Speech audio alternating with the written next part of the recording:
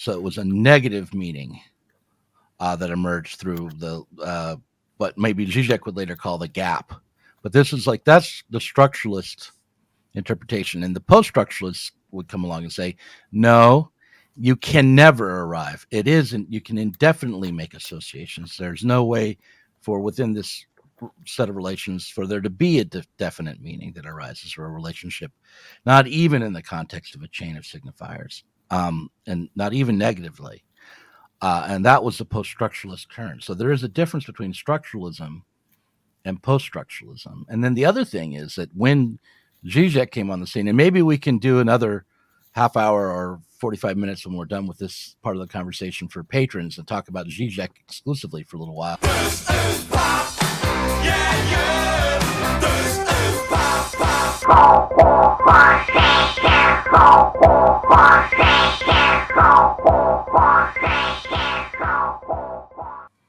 All right, so welcome to the Sublation Media Twitch stream, and to Pop the Left. Pop the Left is a bit rudderless these days since Derek Varn left, so I'm bringing people in from around the world. Today I have two Germans on to discuss the Frankfurt School, Andreas Wintersberger and Stefan Haim. We'll be discussing the history of the Frankfurt School. I guess my question for you guys is going to be all the way through, why is the Frankfurt School so often blamed for the degeneration of Marxism, and how does Lacan fit into that history? You are both members of the Platypus Affiliated Society. I think I did we meet? Did we run into each other at the convention? We did. Yeah. Briefly. Yes, we did. Briefly. Yeah. So I'm glad to see you again. Sorry, it was a slew of people, so I should remember your faces, but I'm not always good at that. But yeah, I'm glad to have you on the stream and the podcast. Let me just start with this question. How did you come to be part of the Platypus Affiliated Society? And what does platypus look like from a German perspective? How is it taken up by the German left? Is it controversial in Germany as it is in America? Well, I mean, since I'm actually part of the Platypus chapter in Vienna, Austria, I would say, Stefan, go ahead. Okay. Maybe you ask the question. All right. Yeah, thanks for having us on. I came across Platypus when it first came to Germany. We had two members, Markus Nidobitek and Jerzy Sobota, who had stayed in America for 1 year. And Marcus had Googled Marxist Reading Group for New York and found Platypus. And he told Jerzy, who went to Chicago, they also have reading groups in Chicago. So that's how the two discovered Platypus. And some years later, they brought it back to Germany, started Platypus Germany in Frankfurt. Same Frankfurt as of the famous Frankfurt School. And there in the fall of 2011, around Occupy happening, I came across Platypus. I'd met friends on campus who knew Marcus, and I was looking for Marx reading group. A lot of my friends who had got to know earlier that year were former Antifa members. There was a lot of talk about Adorno and Marx, so I went to a bookshop and bought the Communist Manifesto and Minima Moralia as fits the German left, and felt I needed to do some background reading. And so I stumbled over this reading group that read Marx as well as Adorno, with the strange, for the German context, combination of also reading not only Luxemburg and Trotsky, but also Lenin, who was known as kind of, an authoritarian figure who most of the left counterposes to Adorno.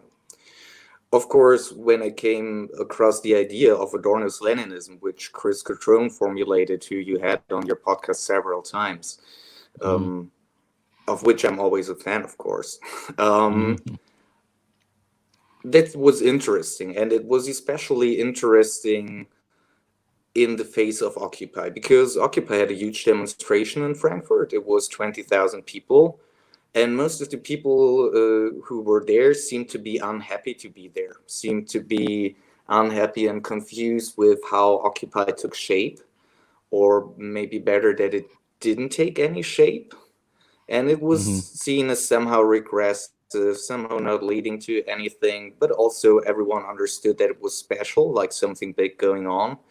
And I was interested in that. And basically, Platypus prepared me for the understanding and acceptance that Occupy was leading nowhere, and that all of the interventions were meant in good faith, but would not get us out of the problem. The historical problem of the left not only being stuck, but being dead, meaning not being capable of intervening into history. And Hmm. yeah, in early 2013, I became a member and always stuck with the project since then. Led several reading groups, panels, teach-ins, and saw the organization grow in Germany. And to answer to the later part of your question, it's bizarre how the German left takes up platypus, because on the one hand we seem to be ubiquitous, like no one really gets around us, everyone has their opinion on us. But on the other hand, we're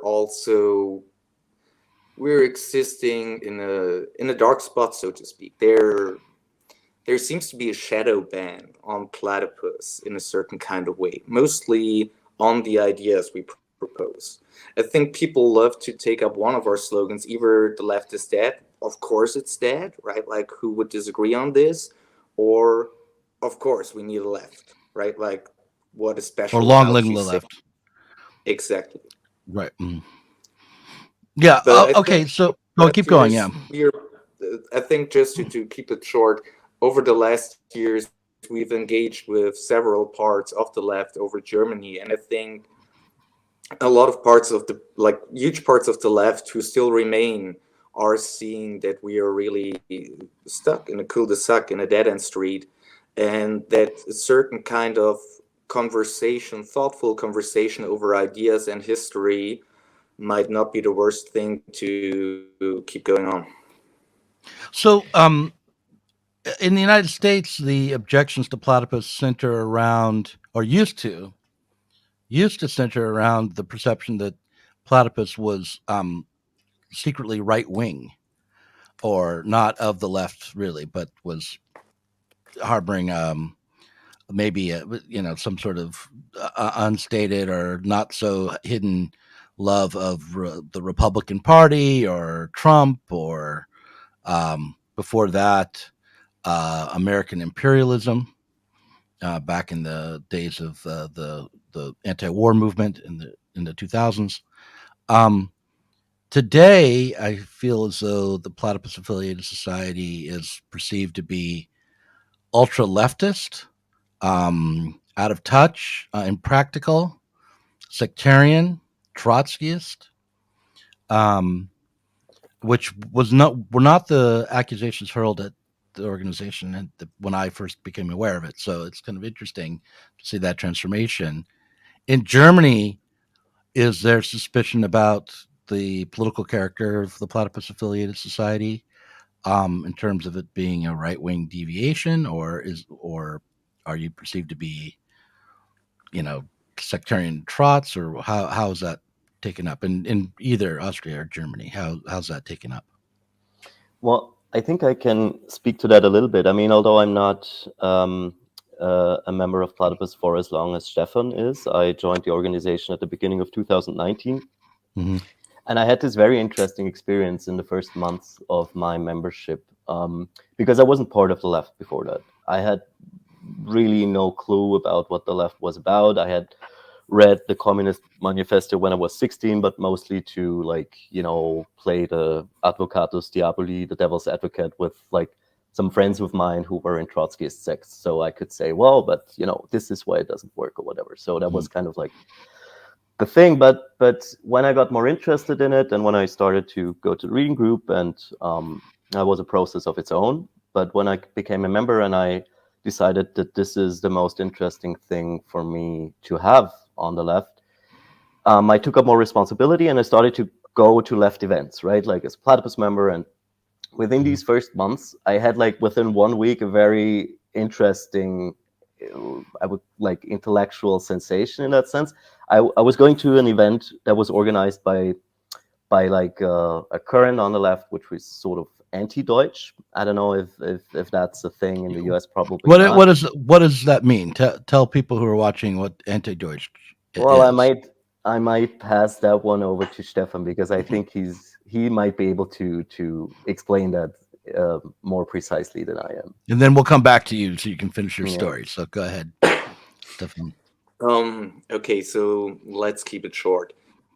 I guess the name mostly comes from a certain change on the German left through the German reunification / the annexation of the GDR, as the hardcore Trotskyists like to call it. And it was basically the idea that there was a wrong anti-Americanism, overemphasized anti-Americanism on the German left, and that Germany itself was growing as a new imperial power. Mostly this came out of certain like autonomous but also council communist as well as former Maoist currents of the German left.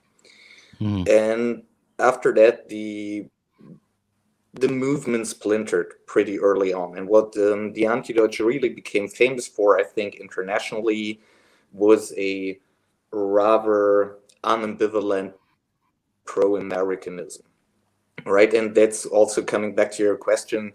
In Germany, you get people unironically calling for U.S.-American bomb raids on certain countries to further freedom, like political freedom in the world. So I think that's what did never make Platypus appear as something pro-imperialism, because we always try to understand the Anti-Deutsch as a part of the left and their fervent, unambivalent pro-Americanism as a mirror image of the unfiltered, unambivalent anti-Americanism which they had encountered. And that's, so to speak, like, let's keep it at this. We also had several of their speakers on our background. If you want to have a real deep dive into the idea of the Anti-Deutsch, which I think internationally are known best for their support of Israel, as often they call it their unconditional support for the state of Israel, you should read the translation we published in the Platypus Review, which is called Communism and Israel by the late Joachim Boon. And one more addition before I pass it back to Andreas is how Platypus is perceived with its which kind of brand of leftism depends on the cycles of the dead left itself. There is an early article written by, or part of an article by Richard Rubin, which is Types of Ambiguity, which describes 4 different views of how Platypus is this or that part of leftism. And for example, the Cliffites, the followers of Tone, have always understood Platypus as ultra-leftism. So lots of ambiguities, lots of different characterizations of this weird and beautiful of nature, the Platypus. Yeah. Thanks, Go ahead. Stefan. And I think that might like kind of provide a segue as well to the topic of Lacan, the Frankfurt School, maybe also like the idea of what psychoanalysis might have to do with Marxism. Hi, I'm going to interrupt this video to let you know about the Global Center for Advanced Studies upcoming symposium in Belfast. This is happening on May 23rd through May 27th. It's happening in Belfast. And you can find out about the seminar and symposium on the GCAS website. So take a look at that. There'll be a link to the symposium and to the GCAS website in the description of this video and in the show notes for the podcast. Barry Taylor will be presenting the section entitled Radical Theology and the New Abnormal, and Jameson Webster will be presenting on psychoanalysis and the body. So take a look for that online at GCAS's website. That's GCAS. That's the Global Center for Advanced Studies, and you'll find a link in the description. But why don't we Because come back to that though, and let you finish your story, because I don't want to cut that off. You were saying yeah, no worries. It relates yeah. to that. It relates to that. Okay. No worries. Okay. Because yeah, you were talking about the anti-Deutsch, and I was going to that event. It was a lecture given by someone who is in charge of a publishing house which came out of the anti-Deutsch current, and it's situated here in Vienna. So anyway, this lecture is about how it is complete and utter bullshit to think that Adorno and Lenin can be read in the same in the same in the same tradition of Marxism. So that's the point. Like, these two figures are completely, counterposed to each other. So, and I'm there in this lecture giving by the person, and the person explicitly, says that, or takes platypus, the group platypus, as an example of, this, I don't know, weird wish to make Adorno into some weird form of Leninist, and that, like, that this is completely bizarre and cannot be done. And actually, like, one of these persons afterwards, when I talked to them, and I said that I'm part of the platypus affiliated society, right, and he was like, if people like you ever come to power, people like me will be shot. So that was my impression, right? And I was like, what the fuck, I just joined this organization 2 months ago. And in the same week, I went to another event on which I spoke. It was a panel, and it was organized by a new leftist youth movement that was formed at the time. And they were like having a panel on the question, should we build a party? And they know Platypus in Vienna, so they invited someone from Platypus to address the question. And what I did there, I just basically read our statement of purpose, which declares that, the new left has failed as well. So that there is a problem there that is not resolved yet, which resulted, like, people in the audience, mostly boomers, like people from the boomer generation, standing up and accusing me that I'm just, this typical leftist guy in the ivory tower, not doing anything, just talking about, like, stuff, but really no sense of practice. So the thing was, like, being in this organization, right? Like, in the same week, I was accused of, like, wanting to shoot people because I'm a proto-Bolshevist who reads Adorno, and at the same time, like, being part of the ivory tower and not being able to do anything. And talking about ambivalence and how that maybe tells more about the left than about Platypus itself is very, like, similar to the idea of psychoanalysis. And this is on a very, like, this is not a perfect analogy, but it's interesting to think about it that way. To the idea of transference, that the analyst is there, as the plane on which, symptoms can be transferred to be worked through, to be made conscious.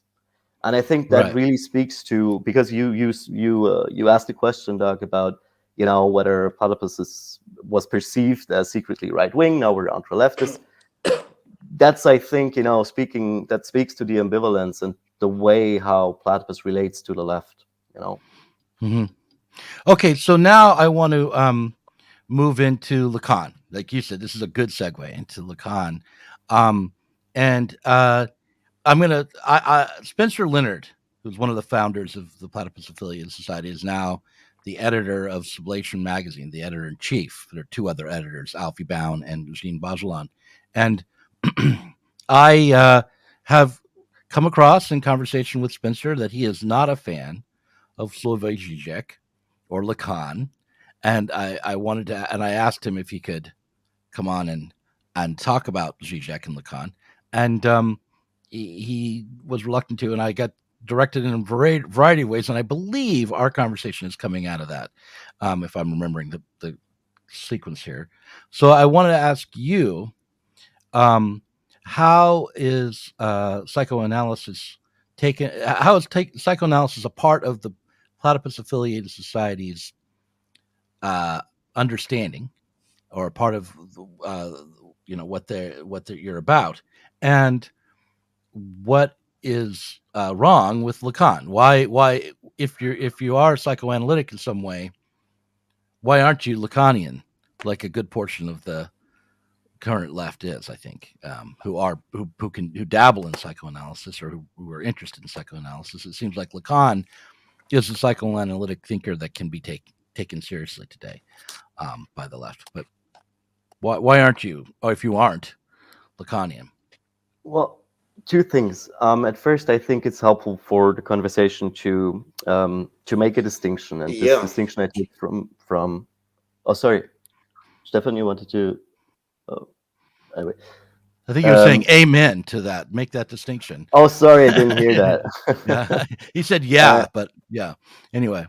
Okay, yeah. So, and I take that distinction from Herbert Marcuse's book Eros and Civilization, which actually Stefan once recommended to me. It's from 1955, and there Marcuse makes the distinction between psychoanalytic therapy and psychoanalytic theory. And I think that is what we have to do here as well. When we say that there is an element of psychoanalysis in Platypus, this is not to be like, this is not meant in a practical way, which is, I hope, quite obvious, but also on a theoretical level, it has to be, we have to be clear on what that means, like what the relation between psychoanalysis and Marxism, also the history of Marxism actually means. The second thing I kind of wanted to say is that, coming back to that analogy of psychoanalysis, and that's what I would, like to keep it at for now, like talking about analogies between the way Platypus functions and psychoanalysis. It's not good to say, Lacan is either right or wrong. That's not the point. It's not the point about being a fan or liking, like theory or a certain author theory. The question is, in what way is Lacan a symptom of regression? In what way is the fact that Lacan is taken up by the left, not only the new left, but also today, you mentioned Zizek, but also Judith Butler, in what way presents that a symptom of the regression of the failure of world revolution? I think that is the way how we have to address, stuff like Lacan, but also the left in general. And yeah, so that's the thing. And I would say,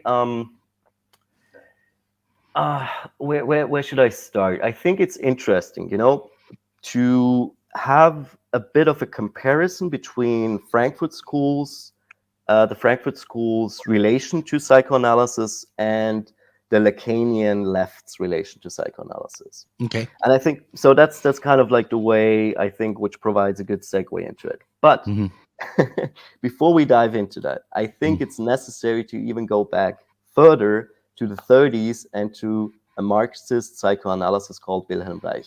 Yeah. Because for Wilhelm Reich, which was quite an influential figure for Erich Fromm, who then was very influential for the Frankfurt School's relation to psychoanalysis. So for Wilhelm Reich, the point of using psychoanalysis as a force of production for the political work of the party, the German Communist Party in that sense, was a result of a deep crisis not only of the Communist Party of Germany, but of the world socialist movement. We're talking about, especially his book, The Mass Psychology of Fascism, which came out in 1933. And it tries to grapple with the fact that during the deep economic crisis at the end of the 1920s, a lot of the workers didn't vote for either the communists or the social democrats, but for the fascists. So this Stalinized version of explaining that your immediate material interests somehow determine your political consciousness, it really did not meet reality at that point in history. So Wilhelm Reich turned to psychoanalysis or turned to Freud to kind of like find a way how one can make sense of that. But, and I think this is very important, this is not like Freudio-Marxism, because the term itself is misleading. It's not about a fusion or a synthesis of, premises of psychoanalysis and some premises of Marxism. We kind of bound them together because they're both like really critical, and comes out this cool mystified thing. There is a clear hierarchy, actually. Like, psychoanalytic premises are applied as a force of production within the critical Marxist framework of history. Okay. So, I want this to is just pause you one there. thing. Okay, okay. I just wanted you to clarify when you say a force of production. Yeah, I have this sort of immediate thought of commodity production, yeah. economic and material production. But when you're saying force of production, it seems like you're talking about something else than that. It's not that kind of force of production. It's a political force or an ideological force of production. Am I correct in thinking that, or explain what you mean by force of production in this context? Well, I would say, I mean, forces of production are not just, factories or I don't know, like huge places to produce things automatically or whatever. I think Mm-hmm. it's the general social intellect. And it's part of that, like psychoanalysis. And the point why I say forces of production, what I mean by that is also there is nothing, and I think this might be a controversial statement, but Stefan, if you want to add to that, please go ahead. But there is nothing inherently critical in psychoanalytic premises. We can see that, and I think that's the most interesting thing ever, which kind of led me to that topic actually, that psychoanalysis or certain premises of it were integrated into mass society on a large scale, whether it be, like the Nazis did it. The Nazis used certain psychoanalytical conceptions for their propaganda, and of course, public relations as a field is based on certain psychoanalytic premises. So that's the thing. It is there is nothing inherently critical or resistant within psychoanalytic theory or premises that wouldn't make it applicable to the crisis of bourgeois society. Mm-hmm. To Mm-hmm. it as a force of production, it is itself in crisis. Like what I want to get at, to come back to the earlier point Mm-hmm. about Reich, is that for Reich it is not a synthesis. It is not like an equal, relationship of taking something from Marxism, taking something from psychoanalysis, and then fusing it. That's Mm-hmm. not the case, and that's important. The second thing, which is important, is that this whole, the whole idea of trying to get something from psychoanalysis and make it useful for the critique of bourgeois society is the result of a crisis, is the result of the crisis and the failure of the world revolution after 1917. And Mm-hmm. this sets the stage, I think, for the Frankfurt School's relation to psychoanalysis, not so much for Lacan, because he just has a very, very different set of premises, a very, very different goal, what he wants to achieve. And this, I think, now leads us to the point with which I started, namely, you were asking about Lacan, what's about him, what about his Marxism or whatever. Then the point where I started is a comparison between how the Frankfurt School and how Lacan relates to psychoanalysis.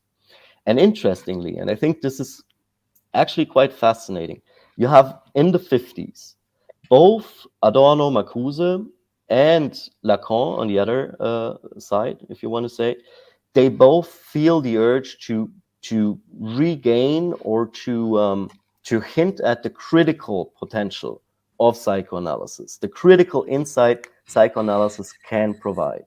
But they do so, like I said, with very different premises, because both feel that actually this this this very special critical insight into society that was gained with Freudian thought has been lost or is a danger because it's being integrated into, not a form of, it's being integrated in a way that it really becomes a measure of adapting to a bad society. Mm-hmm. So there is this way. So both of these figures, of these intellectual actors, if you want to call them that, they see this problem. They see, like, they feel that something about Freud is lost. And they both, and this is where we can get into like the differences then, they both want to sort of hint at, point out the critical currency of Freudian thought. Mm-hmm. Okay. Okay. All right. So originally, do you think Freud's thought had a critical import, and then it was recuperated by mass society, and turn into an ideological force of production to maintain capitalist relations? Would you say that's correct? Or do you think Freud thought from the very beginning was was uh, incorporated I into think the bourgeois culture? Yes, Sure, Mr. Rosen? I want to address it because I think it's when I said that there is nothing inherently critical about Freudian thought. I mean that the point that Adorno, for example, but also Wilhelm Reich, saw, that Freud was getting at a very, very deep contradiction of society in his own way, not by like presupposing the Marxist framework or whatever, but by his independent thought and search for at first just a cure of symptoms. He was getting at a very, how to say, a very self-contradictory relationship of culture and nature, of this conflict that is deeply embedded within human individuals living on a bourgeois society. And I think it, like, this thought itself tells something about the crisis of bourgeois society, the crisis that society is in, but it has to be taken up in a Marxist sense. In that sense, it has to be made sense of as the crisis, or it has to be made sense of as being tied to the crisis of capital and labor. And I think that's a very important issue. So it's not about Freud's thought itself being conservative or whatever. It's about seeing Freud's thought itself as a symptom of the self-contradiction of bourgeois society. And I think that's important. Right. Well, yeah, that's important, and it's a little controversial. I I'm just gonna. I keep saying this on stream, so I might as well. My girlfriend is a psychoanalyst, and I talk to her about psychoanalysis from time to time, and I kind of ask her, does she think that the structure of consciousness that Freud put forward, or that Melanie Klein developed further, is transhistorical? That it's just a product of our biology and our humanness, or does she think it's historical? And it's a question that she hadn't really wrestled with before. She's a clinician, and I don't think she's sure, but it seems to me that from a clinician's perspective, it's maybe not a very important question. I think the underlying assumption is often just that yes, this is just a transhistorical structure of consciousness that they're dealing with, the same way that a medical doctor might deal with a disease in our body that and our body is again transhistorical. It's not just a social construct. And if something about our body is historically determined, it doesn't matter very much to the doctor, right? But I think Freud believed he was discovering something that was transhistorical about human consciousness. But perhaps I'm wrong about that. I'm not a Freud scholar. But does it matter what can we interpret Freud's thought as a symptom of the crisis of bourgeois culture, even if we think that he was attempting to nail down a transhistorical fact about human consciousness, even if he was just doing what he thought of as natural science? Since he was about to answer that question, let me ask a different one to you. So you said that Lacan particularly was a kind of regression. Freud might not have been a symptom of regression, but or was he? Was Freud himself also a symptom of a regression? I guess that's the same question, really, is what I just asked. It depends on what we mean by regression. And to be a bit more specific, by regression, I mean explicitly, and when I talk about Lacan as a symptom of regression, and again, I'm talking about especially the way why Lacan is interesting for the left, because this is the reason why we are here and talking about Lacan, because otherwise Lacan himself never considered himself to be a Marxist or even to be a leftist, for that matter. It was always, going even back to the 30s, the sort of milieu around him that made him attractive. that was attracted to him and trying to make him into a leftist figure. So when I talk about regression, I mean the regression of the possibility for world revolution, objectively as well as subjectively. Mm-hmm. The what's the word? The rationalization, the pathological rationalization for not being able to change the world on the left, subjectively as well as objectively. That's what I mean by regression when I talk about Lacan. And with Freud, I think that's a different kind of story, and I think that's not so much the point here. I think the point here, when again we talk about Lacan and why he is interesting for leftists today, and also during the time of the New Left, I think it's because he provides what seems at first a radical view of history and a radical view of society. But what I mean by that, I mean we can get into that now, like talking about Lacan a bit more, if you like, because according to Lacan, the unconsciousness is structured like a language. This is one of the like the most famous phrases stemming from Lacan. So the point is, from the onset on, from the 50s on, when Lacan is trying to regain the critical element of Freudian psychoanalysis against, psychoanalytic practice just becoming a measure to make people more fit to the society they're in. Lacan says, no, actually, psychoanalysis and the structure of the unconscious, the linguistic structure of the unconscious, really, gets us into a very, very deep problem with the nature of our subjectivity, like in general. Because Lacan is very much influenced by the idea of linguistic structuralism, as well as by Heidegger's fundamental ontology. I would even dare to say that these are like two very big, maybe the most important influences, on Lacan. So we have the idea that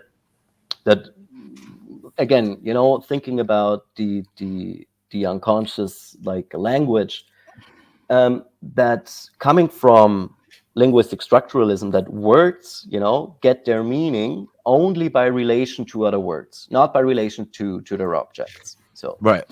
And following that thought, you quickly come to the idea that, well, you can play that game indefinitely. If that word gains its meaning only by relation to the other word, and it gets the meaning only through relation of the other word, and so on. So we have to have a closed system of reference in which there is, any kind of at least last piece to that so-called chain of signifiers. That's what Lacan uses the term for there to be any meaning behind the words at all, because otherwise they're just referential. They can be referenced inevitably, not inevitably, indefinitely. Yeah, indefinitely. Thanks. Yeah. So and the point is, there is no such thing as this last piece. There is no such thing. There is always, how to say that, a necessary non-identity between the word I'm using and the object it is supposed to describe. Because I want to step in and say, like in structuralism, it's even a little more complicated than that, because it's that there's no referent to in any material world. The relationship is between the sign and the meaning, or the signified, something that is meaningful. Like that, all of it is subjective. All of it is within the field of language, right? And the other thing is that the difference between structuralism and what came along later is post-structuralism with Derrida and others is that the structuralists believed that there was a necessary relationship between the sign and the signifier, but that it emerged through language in a negative way. There were as the chain limited the meaning of the sign. So it was a negative meaning that emerged through the what maybe Zizek would later call the gap.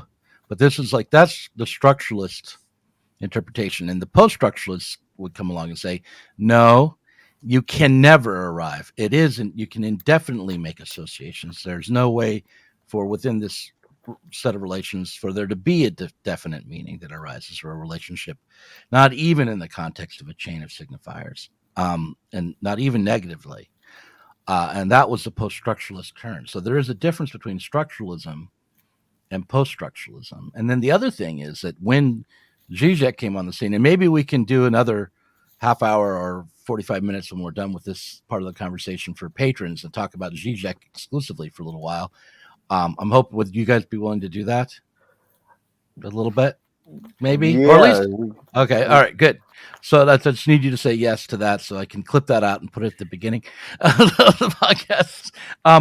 No, but yeah. So the Zizek's book, The Sublime Object of Ideology, arrived on the scene in 1989 as a refutation of post-structuralism and a return to a more teleological kind of thinking, a return to a more normative kind of thinking.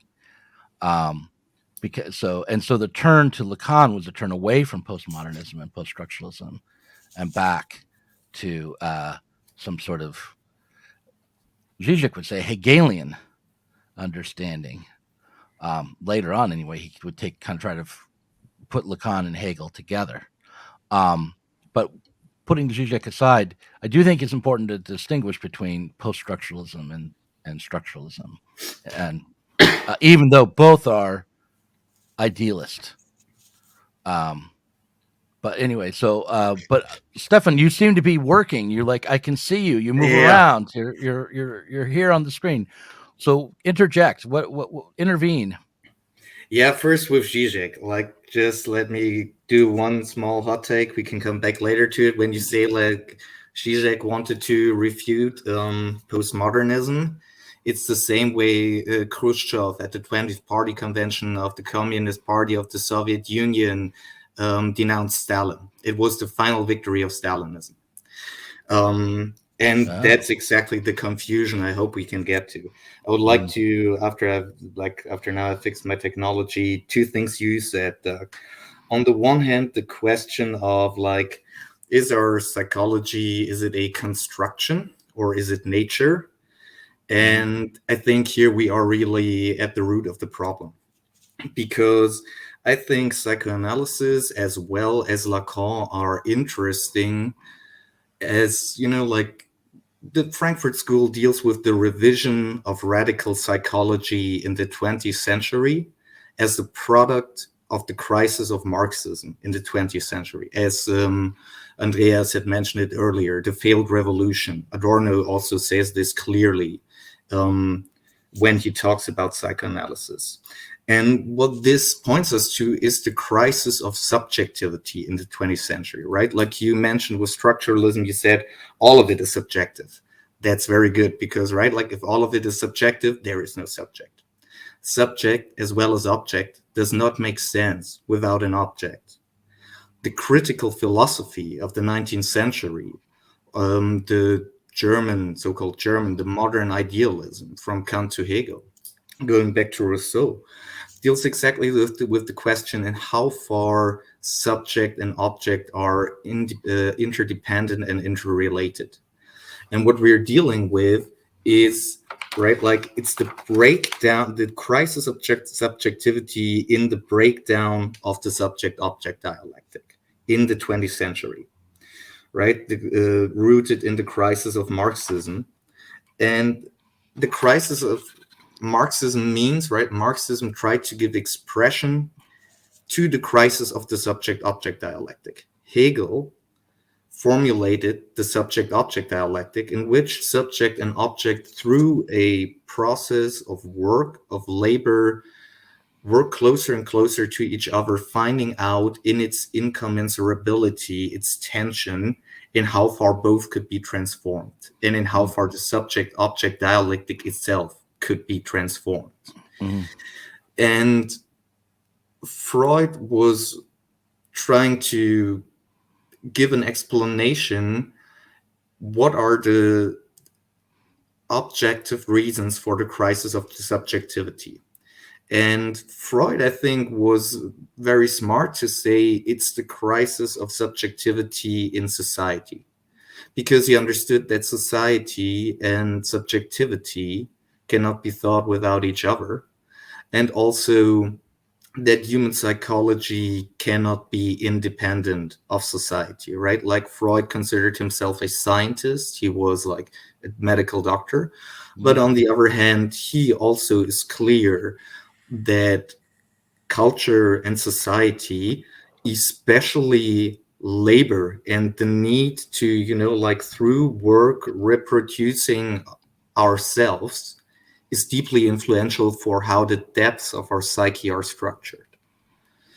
And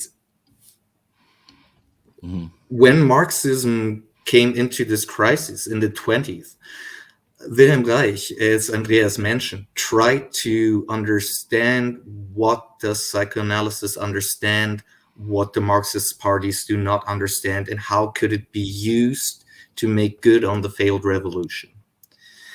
That this was never taken up by organized Marxism itself prompted the critique and the work of the Frankfurt School's critical theory.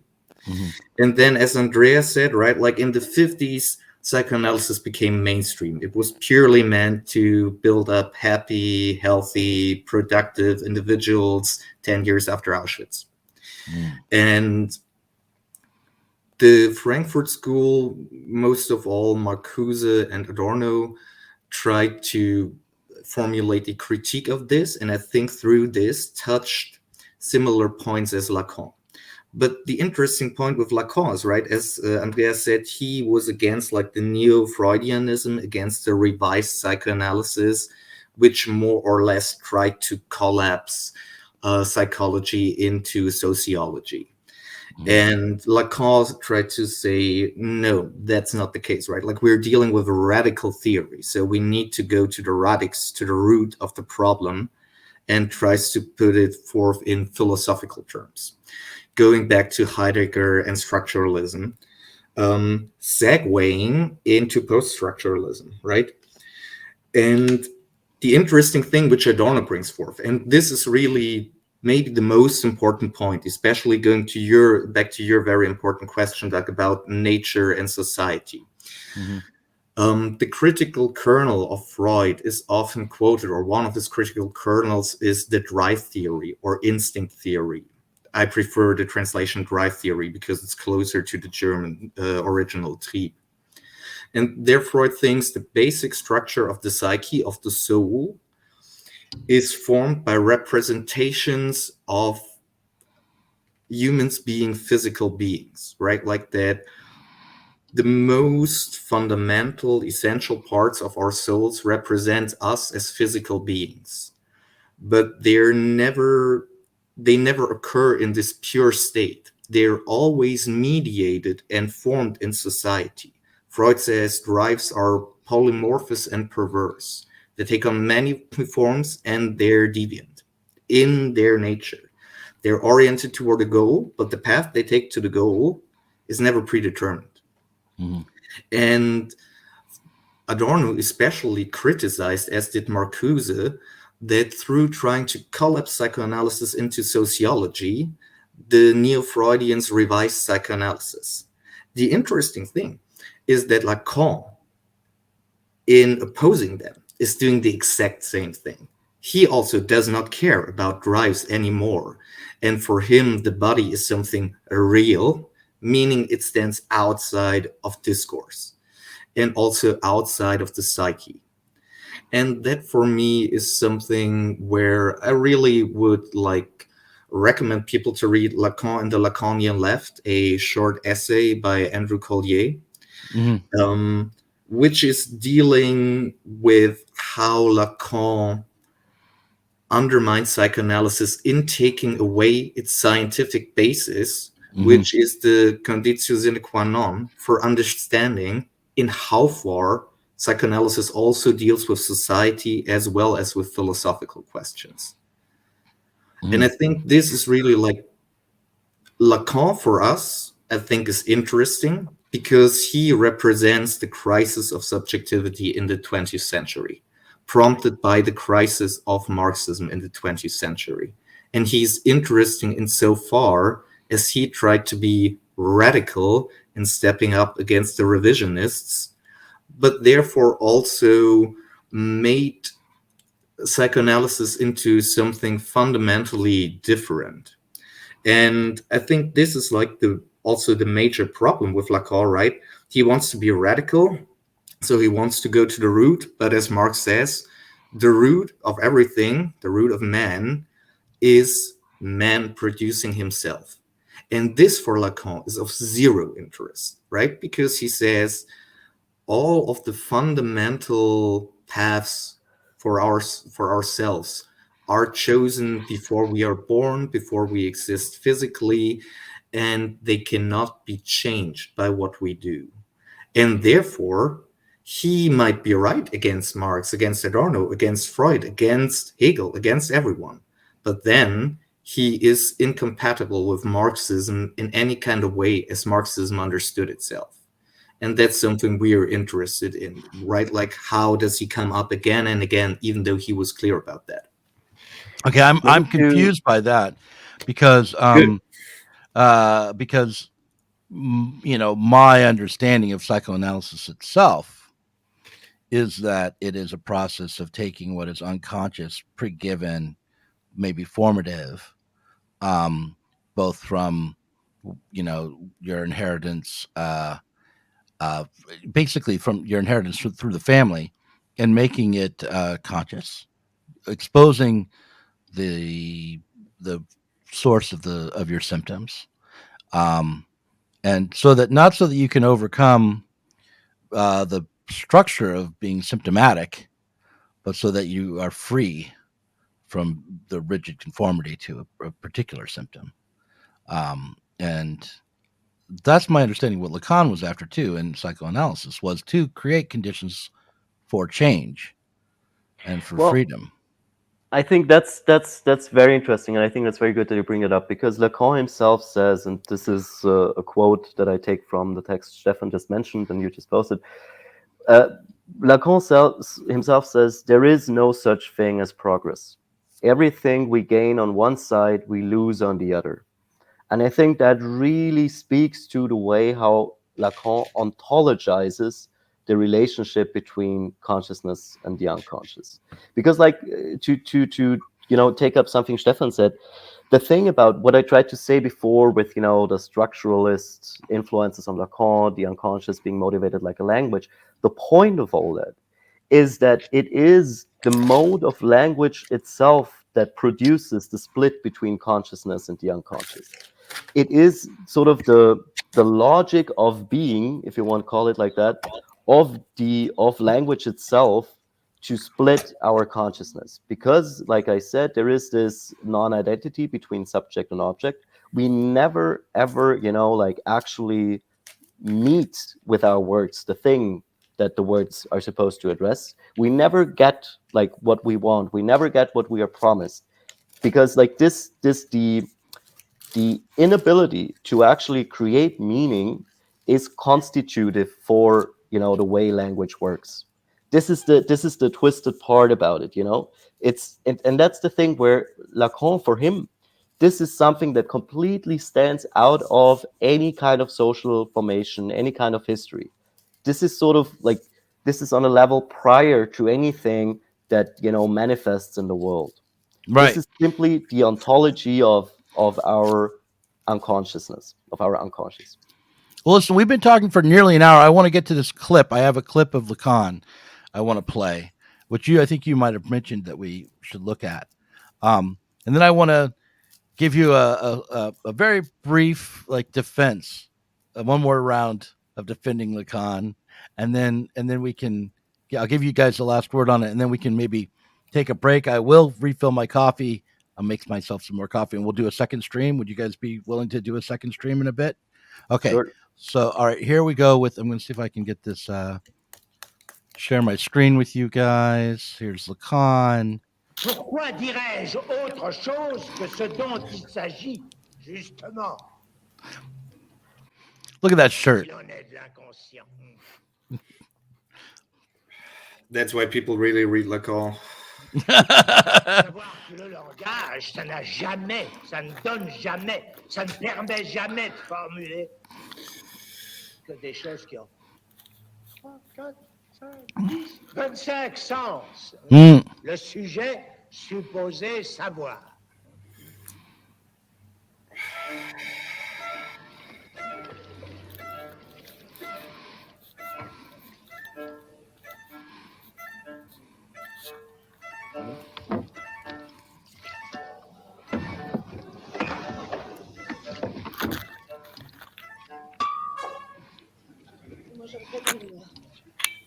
Oh, vous allez me brutaliser, mais je m'exprime à ma façon, comme ce monsieur.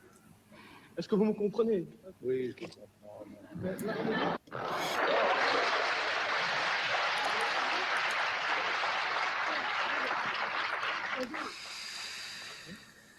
alors, je voudrais encore ajouter que j'interviens au moment où j'ai envie d'intervenir et que, disons que l'ensemble, ce qui, jusqu'il y a environ 50 ans, pouvait être appelé culture, c'est-à-dire expression de gens qui, dans un canal parcellaire, exprimaient ce qu'ils pouvaient ressentir, ne peut plus, est maintenant un mensonge et ne peut plus être appelé que spectacle.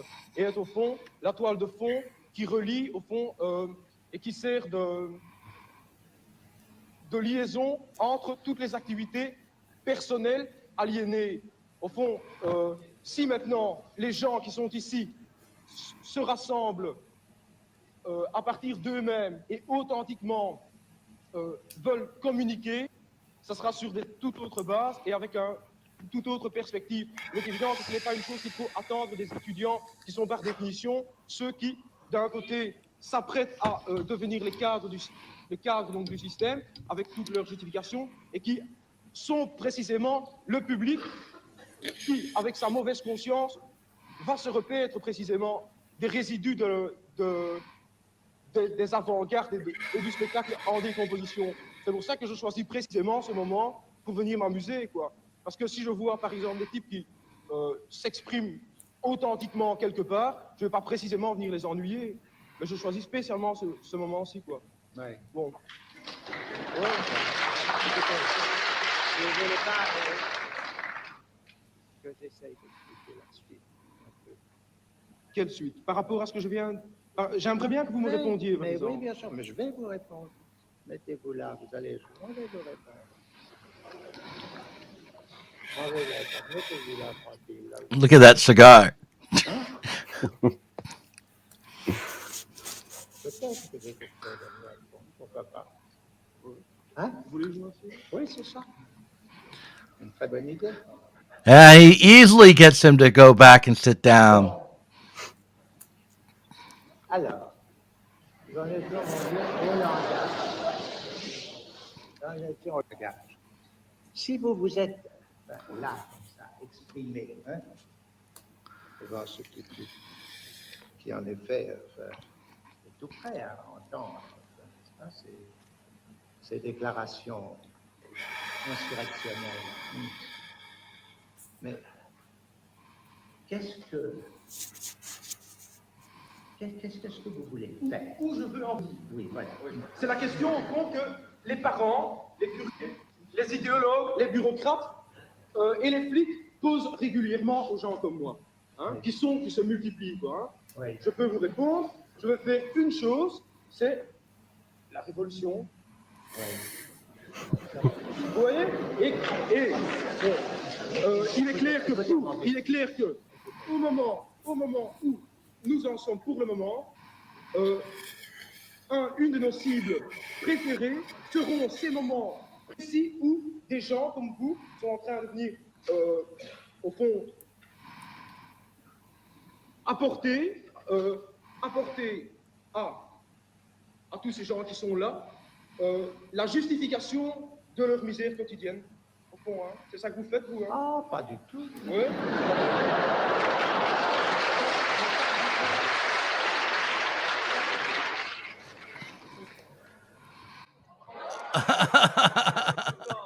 See, that's theory and practice.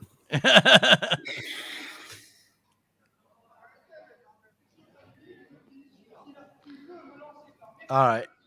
Does he have anything more to say? Yeah, Lacan? yeah, yeah. The most important part comes now. Actually, we have to look at that. Okay. Que ça change pour une nouvelle organisation. Cette organisation, c'est pas du tout exclu. C'est pas du tout exclu que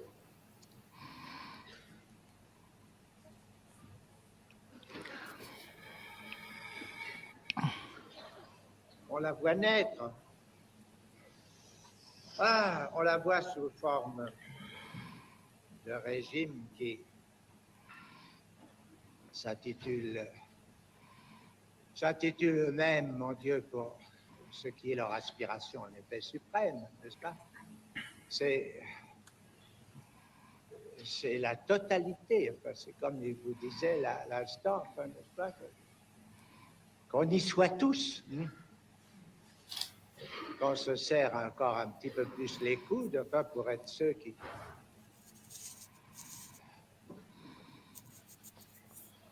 veulent quoi, enfin. Organisation, qu'est-ce que ça veut dire si ce n'est pas un nouvel ordre? Un nouvel ordre, mon Dieu, c'est le retour à quelque chose qui... Si vous avez bien suivi ce que je vous ai dit et d'où je suis parti, enfin, et quelque chose qui est de l'ordre de quoi? Mais du discours du maître, tout simplement, n'est-ce pas? C'est le seul mot qui n'ait pas été prononcé dans tout ça, mais que le terme même d'organisation implique. Jusqu'à un certain point, enfin, c'est tout à fait comptable. Enfin, il y a beaucoup de progrès dans ce sens. Et on peut appeler cela progrès. Je veux dire que ce que nous révèle enfin, l'approche de ce qui se passe, n'est-ce pas, de ce qui se passe quand même sur un certain nombre de sujets, c'est-à-dire de quelque chose d'éminemment précieux qu'il a évoqué tout à l'heure, sous le terme de volonté et de volonté subjective. Cette volonté subjective, si nous la voyons enfin, d'une façon enfin, vraiment permanente. Okay. So sorry that I made you watch the whole video. It's just No, about like... that's okay. No, that I'm not looking. I've seen it before. The discourse of the master. Yeah. That's All what right. it's all about. All right. So now, right. So look. All right. Here's the thing. I'm just going to talk to you without any pretenses, authentically, like that kid. Like the reason I came to Marxism rather than being an anarchist was because I came to it through Zizek, right? And it was Zizek who then, and the combination of reading Zizek, encountering his talks, and the economic crisis of 2008, which led me to be interested in Marx as primarily as a theory of political a theorist of political economy. Like, and I went through the Marxist Humanist Initiative. And what I decided was because I believe Lacan was right about the need for a master, right? What I decided was that we lived under capitalism, which had a master, and that master was the value form that is produced through the exploitation of labor, and that sets up all of our relations, and that the task of a revolutionary is indeed to find a new master and to consciously do so, to organize ourselves around some other aim, some other political economy, one that would not require a working class, but would exist. It wouldn't just be direct, authentic life. Wouldn't just be a throwing aside of structure or mediation, but it would be a discovery of a new master. What Lacan says there, with some irony, I would accept. And the other thing is that around that time, I wrote a novel called Billy Moon, which was all about May '68, that very moment. Actually, that's about 4 years later, but about that revolutionary struggle. And I put Christopher Robin Milne into May '68. And Christopher Robin was a guy who was defined by his father. He was in the Winnie the Pooh stories, and he was struggling to be his own master.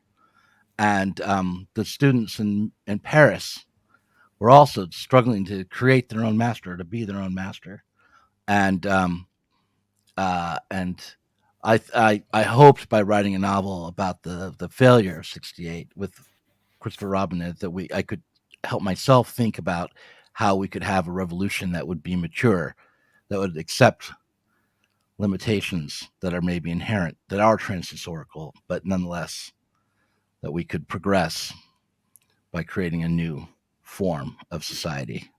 So anyway, there, I've given my best shot at defending Lacan. What do you think of that?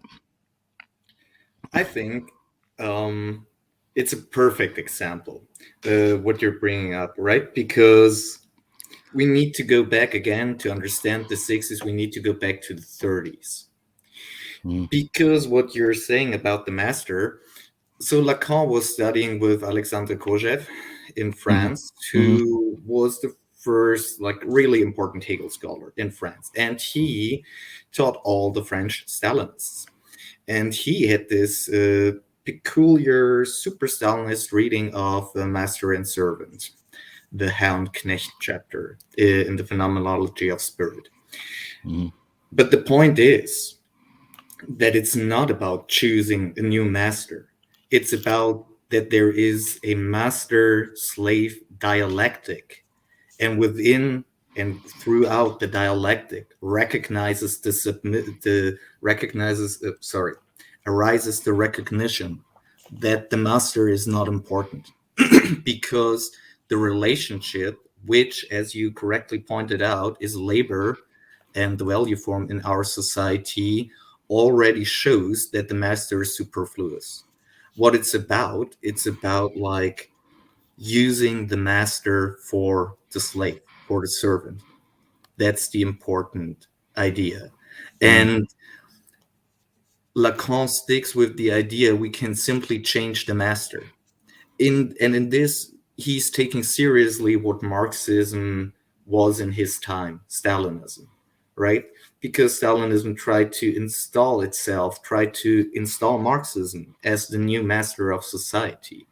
And this already was giving up and selling out Marxism, selling it as something different.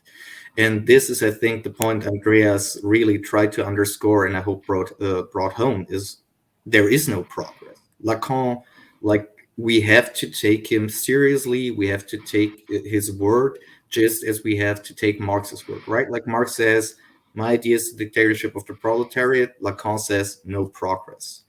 And only through this, I think we can take them seriously as the original thinkers they try to be through their work. Let me just comment on that quickly, because yeah, I also think it's great that you showed that clip. I kind of want to say something about the way how this is taken up by the left. For example, Alain Badiou, very I think he's still alive, right? Like very important intellectual thinker on the left, who, you mentioned the financial crisis 2008 2009, co-wrote a book with Zizek, right? The Communist Hypothesis. And the same Alain Badiou did a seminar on Lacan in the 90s. It's called the Seminar on Anti-Philosophy. So, and in the seminar, Badiou quotes this text by Lacan. This text is called Monsieur A, in which Lacan says, well, I, Lacan, have paid my tribute to Marx, but Marx has always been the restorer of order.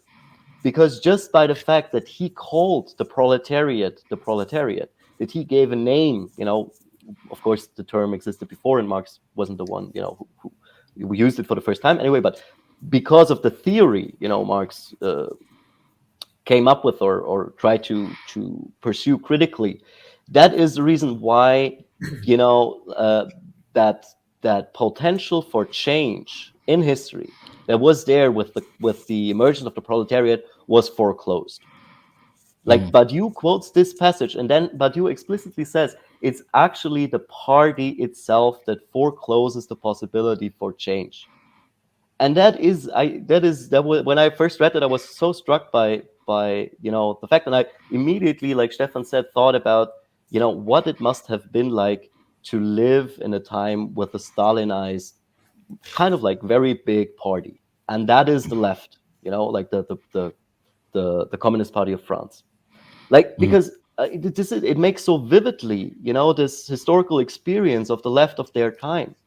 But then again, when you read the Frankfurt School, right? So then you really get a sense of that there is no consciousness about the historical condition of their own thinking, of their own position towards the left, of their own position towards Marxism, of their own position towards the party.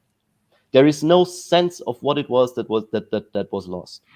And I think that's critical, and that's the critical difference between the Frankfurt School and Lacan. Because, I mean, you see what I want to get at, because it is exactly by taking up Lacan in that way that, the point, like Badiou says that it was actually the publication of the Communist Manifesto by Marx and Engels that foreclosed the historic possibility that arose with the emergence of the proletariat. This is also the reason, by the way, why Badiou considers the period between 1871 and 1914 as a downturn period for the left, which interestingly was the time where mass socialist parties were formed around the world. And I'd like to follow up with one very quick point. Andreas said Lacan called Marx the restorer of order. This is exactly how Heidegger treats Marxism. It's 100% the same thing. Heidegger says Marx was so critical of society that he almost broke through to the other side into being, right? But then he foreclosed that possibility in saying, actually, that which would be totally different, socialism, would just be the conscious continuation of capitalism. That's where Heidegger is. That's where he fucked us, right? Like, and we were still stuck in this old, like, bourgeois logical mode of thinking. And that's exactly how Heidegger is taken up by Lacan when he speaks about Marx.